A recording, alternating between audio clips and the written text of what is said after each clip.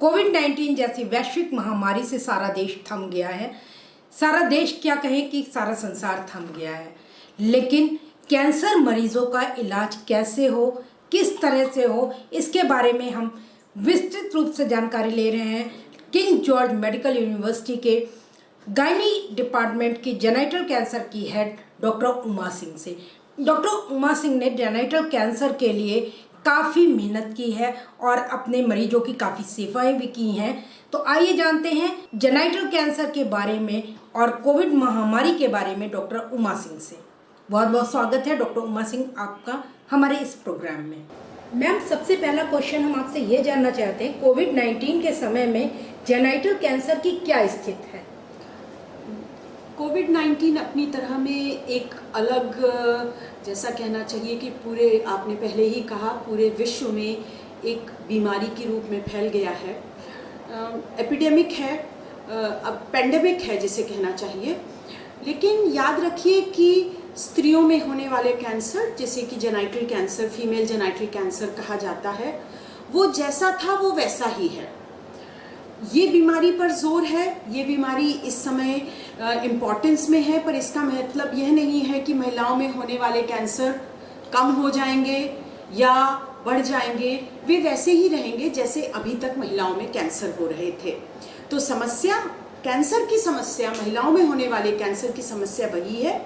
आप सबको पता है कि महिलाओं में होने वाले कैंसर का मतलब है कि बच्चेदानी से संबंधित कैंसर, मतलब यूट्रस का कैंसर, सर्विक्स का कैंसर, ओवरी का कैंसर और वजाइना और वल्वा के कैंसर, इनके स्थिति वही है। लेकिन हाँ, एक असर इस पैंडेमिक का ये हुआ है, क्योंकि पैंडेमिक के डर, जो कि वाजिब है डर, बिल्कुल सही है डर, उसके कारण महिलाओं ने अस्पतालों में आना कम कर दिया है, क्योंकि परिस्थितियां ऐसी हो गई हैं।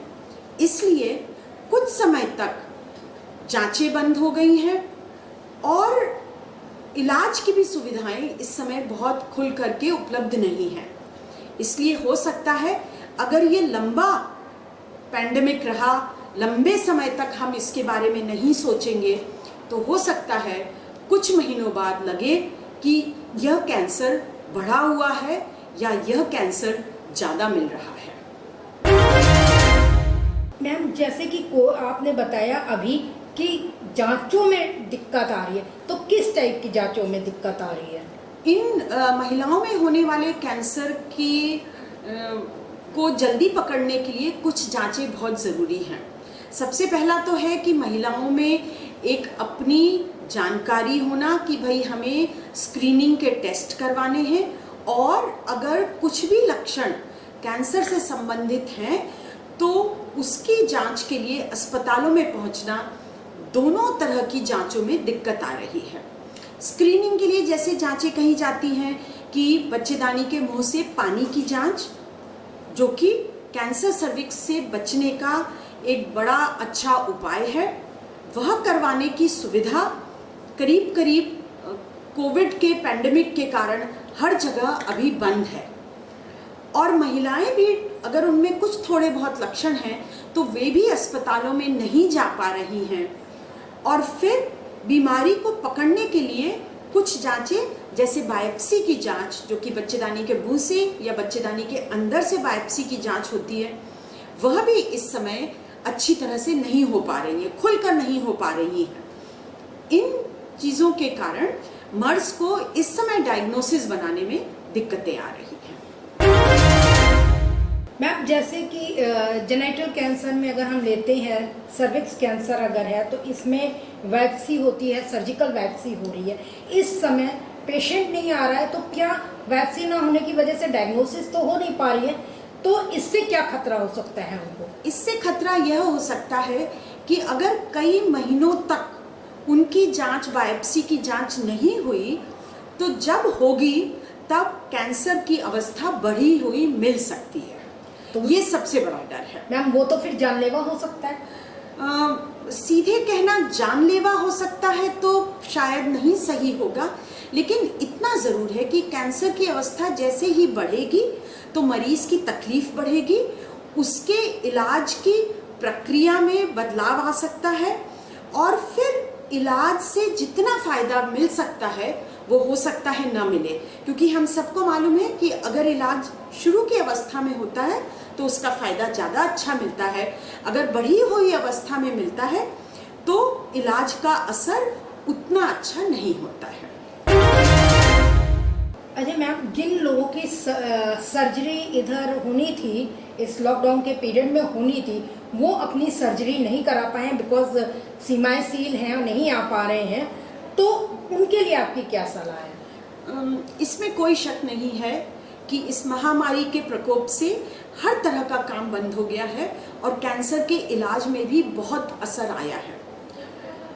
वैसे माना यह गया है कि कैंसर के इलाज को जहाँ तक हो सके रोकना नहीं चाहिए और करते रहना चाहिए।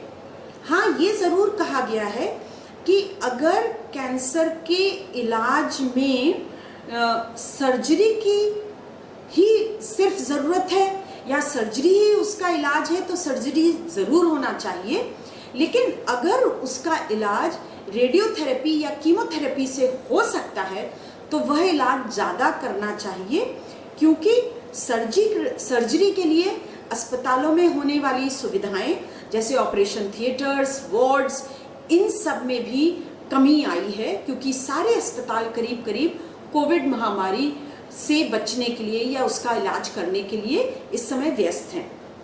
लेकिन फिर भी गाइडलाइंस ने कहा है कि कैंसर का इलाज जहां तक हो चालू रखना चाहिए। हाँ, ये समस्या ज़रूर है कि लॉकडाउन के कारण मरीज अस्पताल तक पहुंच नहीं पा रहा है, और अगर वो अस्पताल तक पहुंच रहा है तो पूरी तरह से उसे वो सुविधा नहीं मिल पा रही है। तो सलाह यही देंगे कि अगर आपको ऐसा कोई लक्षण है या आपकी इसी समय या इसके जस्ट पहले बायोप्सी हुई थी और उसमें रिपोर्ट आई हुई है कैंसर, तो अपनी तरफ से पूरा प्रयत्न करें अस्पताल पहुंचने का।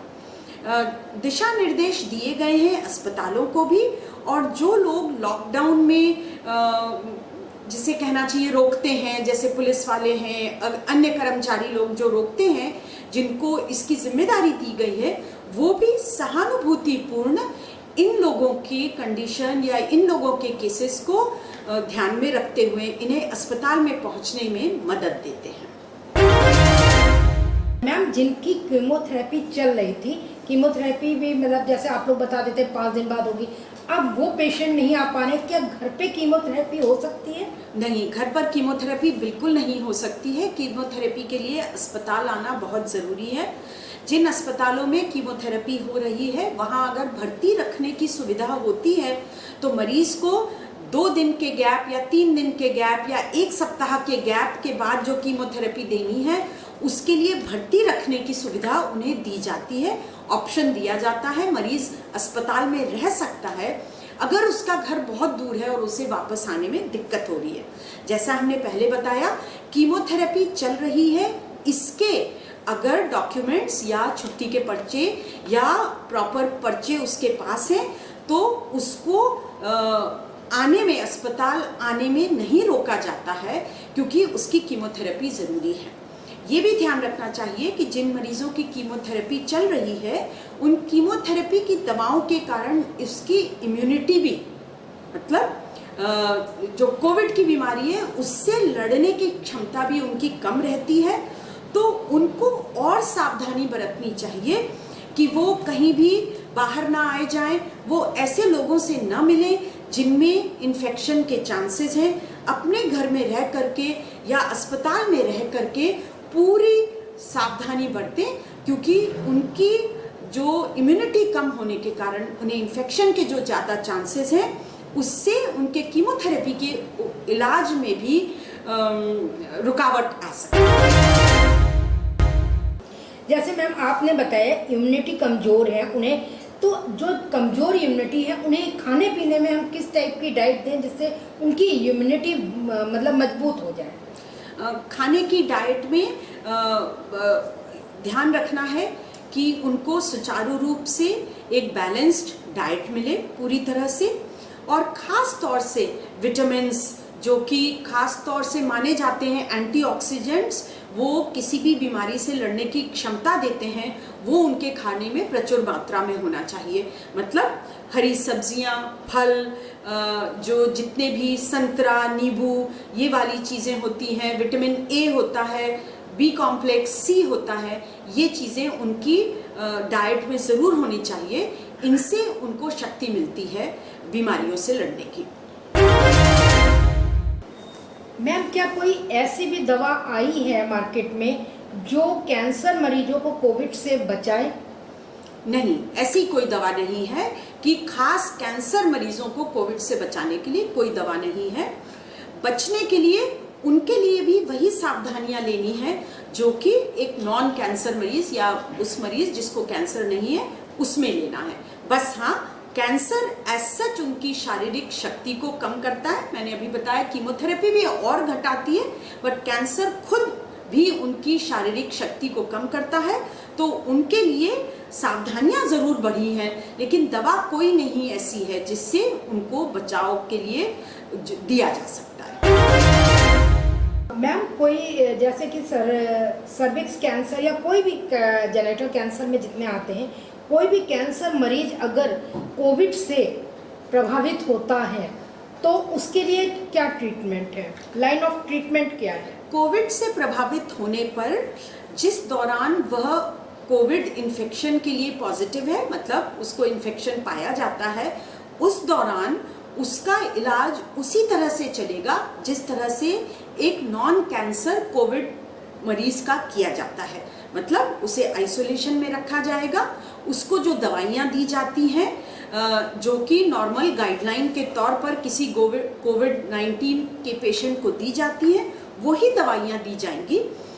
14 दिन के आइसोलेशन के दौरान उसकी जांच कराई जाएगी, जो कि एक नॉर्मल गाइडलाइन में जिस तरह से जो प्रोटोकॉल उस जगह का है वो कराई जाएंगी, और एक कोविड नेगेटिव आने के बाद ही उसका कैंसर का इलाज दोबारा शुरू किया जाएगा। मैम, जो गाइडलाइंस आप लोगों को मिली हैं या जो आपके कैंसर पेशेंट हैं, कोरोना वार्ड, क्या क्वीन मैरी में कोई कोरोना वार्ड बनाया गया है इन पेशेंट्स के लिए अलग से?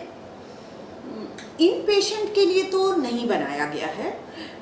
पूरे किंग जॉर्जेस मेडिकल यूनिवर्सिटी में आपको पता है कि कोरोना एक अलग से कोरोना पॉजिटिव मरीजों के लिए वार्ड तैयार किया गया है, जिसे कोरोना वार्ड कहा जाता है, जो कि एक आइसोलेशन वार्ड है, और उसमें हर तरह के कोरोना पॉजिटिव मरीज वहीं पर रखे जाते हैं, चाहे वो स्त्री एवं प्रसूति विभाग के हों, चाहे वो मेडिसिन विभाग के हों, चाहे वो जनरल सर्जरी या किसी और विभाग के हों, सारे मरीज वहीं पर रखे जाते हैं। तो कोरोना पॉजिटिव मरीजों को हर विभाग में अलग अलग नहीं रखा जा सकता है, फिर चाहे वो स्त्री एवं प्रसूति विभाग के हों या वो कैंसर, जेनाइटल कैंसर मतलब महिलाओं में होने वाले कैंसर विभाग के हों। तो इस समय पॉजिटिव मरीजों के लिए वही सुविधा उपलब्ध है। हाँ, स्त्री एवं प्रसूति रोग विभाग में यदि कोई सस्पेक्ट मरीज आता है या मतलब इमरजेंसी में अचानक आ जाता है, उसकी टेस्टिंग नहीं हुई है, तो उसको कुछ समय के लिए, जब तक कि उसकी टेस्ट की रिपोर्ट नहीं आती है, तब तक उसको एक अलग वार्ड में रखा जाता है। जब उसकी रिपोर्ट आ जाती है तो अगर वो पॉजिटिव पाया जाएगा तो आइसोलेशन वार्ड, केजीएमयू के आइसोलेशन वार्ड में भेज दिया जाएगा, और नेगेटिव पाया जाएगा तो वो क्वीन मैरी के नॉर्मल वार्ड में भेज दिया जाएगा। कैंसर के मरीज अभी तक आए नहीं हैं, लेकिन उनके साथ भी यही किया जाएगा।